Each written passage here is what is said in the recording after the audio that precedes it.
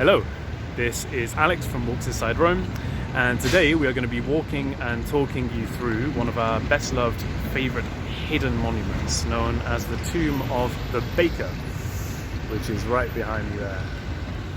So a little about this tomb then. As we've said, it wasn't the tomb of a Caesar or a member of the imperial family.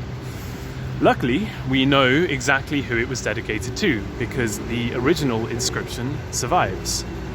Est hoc monumentum Marcae Vergiliae Eurisacis. This is the monument of one Marcus Vergilius Eurisacis. Who was Marcus? Well, despite his first name, Marcus, a typical good, strong Roman name, we know that he was Greek, or at least of Greek origins.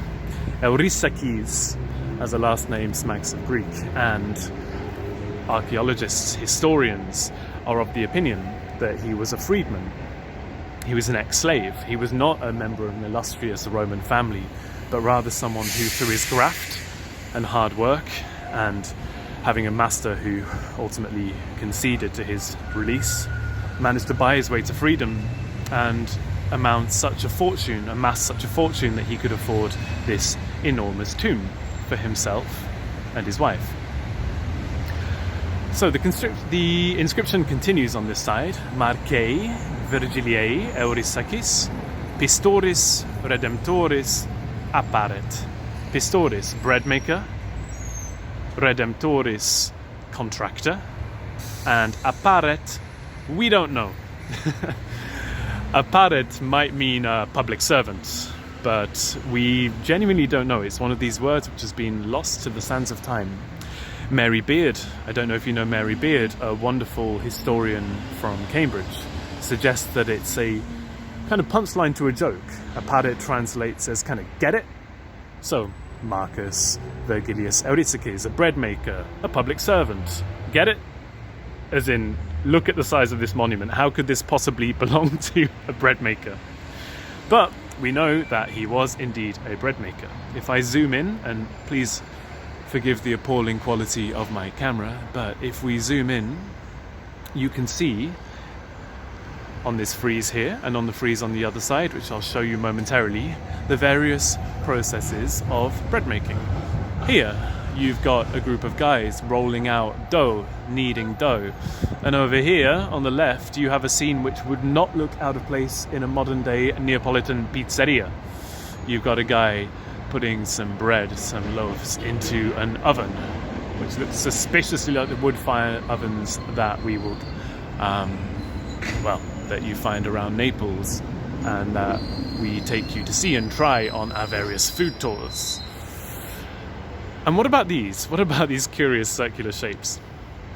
Again, we don't really know, so this goes from speculation, but archaeologists reckon that these are meant to mimic the instruments used either to make the flour, to make the bread, or to weigh it.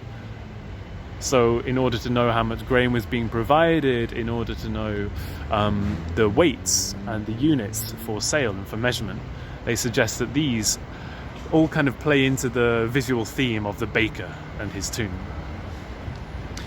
If I go around onto the other side of the monument, you can also see a scene of asses, of donkeys around the mill, around the grindstone. So grinding down the flour to turn into the bread. Or can you? I don't know. It might be the terrible quality of my camera, but top left, you can just about make it out. And if you go all the way over to the left, you have got the bread being weighed out.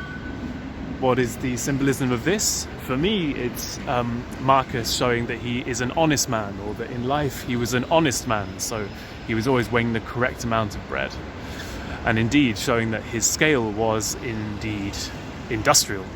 He was producing so much. And we know he was producing a lot, because how else would he have afforded a tomb here? This was, as I said before, prime post-mortem real estate. Being buried just outside the city wall is an honour that very few could afford, and it's quite incredible that the really best preserved tomb to have survived from antiquity belonged to a bread maker. We can only assume, given the dates of his life and given the dates of this tomb, so between 50 and 30 BC, as I said, around the time of Caesar and Augustus, that he would have received some pretty amazing contracts with the army, so he would have been providing the army with a lot of their sustenance. So he would have been raking in the equivalent in bread making terms of Jeff Bezos today. And I guess you could also say that this tomb, building something quite so magnificent to be recorded in the afterlife, is ostentatious. It's really showy, in the same way that Mr. Bezos firing himself off into space in a rocket is also pretty ostentatious and showy. So, why has this tomb survived? Why do we only have this tomb? You have to consider that where I'm standing now, this entire place in antiquity, 2,000 years ago, would have been absolutely chock-a-block with mausoleums, with tombs, some of them enormous, elaborate, others a lot more modest. The reason is that in the 4th century, the Emperor Honorius incorporated this tomb into a giant defensive tower, so that when the barbarians came and attacked from over here, from the south, the Romans could repel them more easily.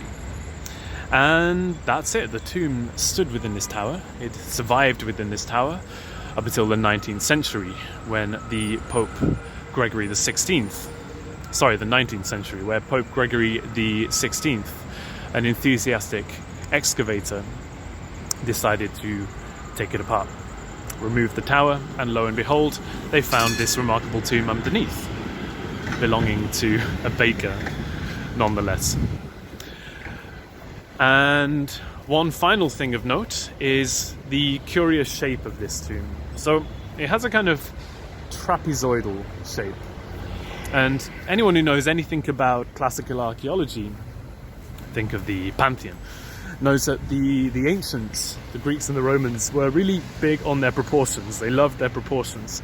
So having something quite so, let's say, proportionally ugly like a trapezoid, doesn't make a lot of sense unless you see it in the context of this being an area full of mausoleums, an area chock-a-block full of mausoleums. So this probably was the only shape that could be permitted, because there would have been something over here, and there would have been something on the other side too.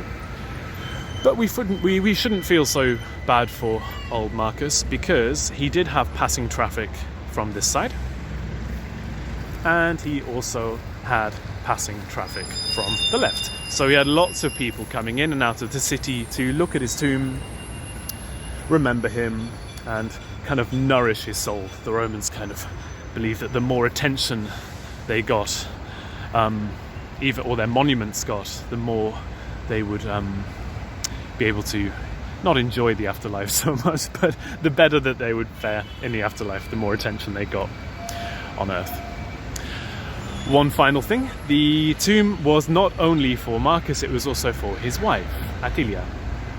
And although we don't have the inscription here, the inscription is actually in Palazzo Massimo, near the Bust of Diocletian, near Termini Station. We have a lovely inscription which says that my beloved wife, the best woman I've ever known on earth, lies beside me in this tomb, our bread basket, which is super, super sweet. Thanks for watching. We hope that this has been informative, enjoyable, and above all, interesting. So make sure to check out our website, www.walksinsiderome.com, where you'll find our complete catalogue of tours and experiences in Rome and across Italy to suit all ages and levels of experience, from first-time travellers to Italy to seasoned travel veterans in the Bel Paese.